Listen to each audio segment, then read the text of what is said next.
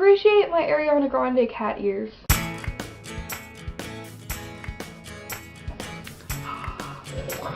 Hey guys, it is my birthday!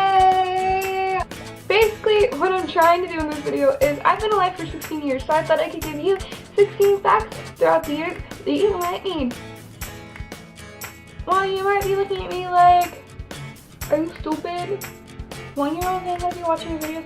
What I am going to do is I'm going to give advice to the mothers of a 1-year-old, because obviously a 1-year-old isn't going to just take my advice.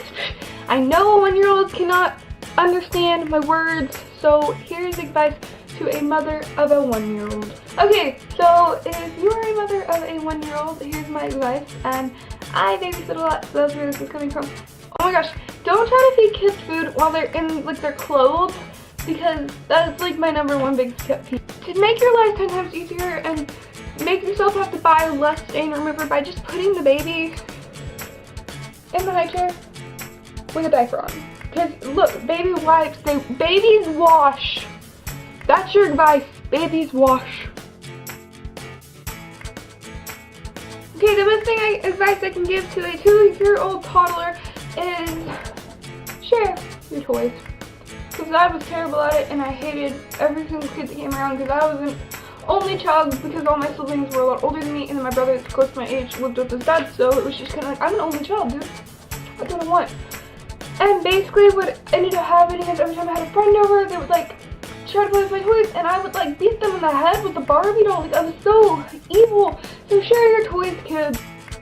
If you are a 3-year-old, my advice to you, if you are still on a pacifier, drop it.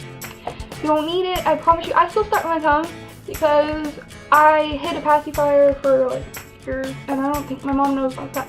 But I had a pacifier, and even when I didn't have my pacifier, I used the baby doll pacifiers, because I was like, dude, I need this. So my anxiety now, whenever I have anxiety, I like suck on my thumb, or like when I try to sleep, I suck on my thumb. Stop now!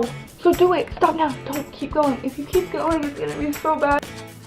Age 4, advice to give to a 4-year-old. Basically, you're gonna be starting preschool next year, so work on them social skills. Let me just tell you, those social skills are needed. Like, if I would have prepared a year ahead of time, I would have been like, A-okay, but I didn't, and I just went into school this year, and oh boy, it sucks. So, coming from someone who has basically the social skills of a 4-year-old, wanting to hide behind their mommy when people talk to them outside of their home, what you need to do is prepare yourself, talk to people, make friends. 5-year-olds, it is your first year of school. Listen to the teachers, it's not that hard. Do your work, it's not that hard. You're still a kid, and I've noticed that most 6-year-olds are doing the same thing 16-year-olds are. So what I'm going to ask you is to disconnect from tablets or whatever you have and just enjoy life. You're a kid. Go play tag. It's fun, I promise. You won't get fat and unhealthy like me. If you are 7 years old, my advice to you is make friends.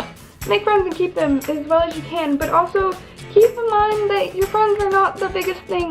Family comes first, and I know it's hard to remember that sometimes when you're a kid, because you're just like, these are my friends. I want to spend time with my friends. Why would I want to sit at home and watch movies with my mom? Don't say it yet, because my little sister and her best friend were talking to me earlier about dating, and I was like, why are you trying to date? You're like 8! And they were like, we are 8, but like, this boy is so cute, and I love him, and da da da da da. Stop! You're 8 years old!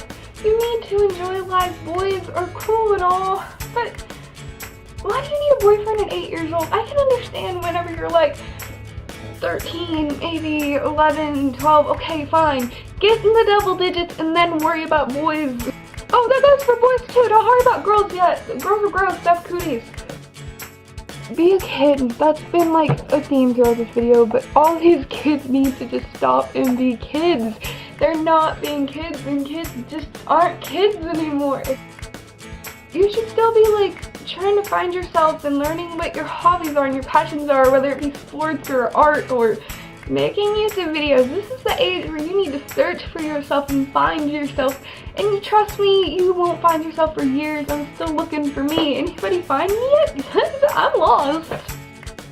Basically, I was trying to figure out who I was, and I would wear like gauze and makeup, and I thought I knew who I was, and I didn't. So keep in mind that if your parents tell you otherwise, like if you go to your parents and you're like, look at me, I am gonna be a tattoo artist and I'm emo. And your parents go, no you're not, go put on a dress. Go put on a dress. Curl your hair, make your parents happy. A few years down the line, they'll just be like, oh, yep, that's you. 12 was the stage where I struggled with sexuality, so I'm going to talk a little bit about that. I mean, this is your awkward period. When I was 12, there was this girl, we're going to call her Lee K. You probably know who I'm talking about if you're that person. Anyway, me and this girl would date, we'd break up and we'd date, and we'd break up and we'd date, and we'd break up and we'd date, and we'd break up. And it probably was one of the better relationships I had in my life, because basically it was just me finding myself. Like, if it wasn't for her and me having that attraction towards her, I wouldn't know that I like girls and I like boys and I like all of the things, and I wouldn't have known that that's what I was into. 12, was that 12 or 13? Basically, when I was 14, I went through a big druggy phase, and so drugs are bad, don't do them. That's my, you're gonna be pressured, and people are gonna ask you to do things, and just don't do them. Age 15, that was this year. What I want to say for this age is I learned that I can overcome basically anything I want to. I overcame my bipolar to the point where I'm on meds but very low dosages, and I'm happy and I'm cheerful and life is good. Even when things aren't that great, I can still look up and be positive and be like, this is okay, I'll just be optimistic about this situation. Don't give up. That's going to be my piece of advice for year 15. Year 16? Be ready for whatever's in store, guys. Bye.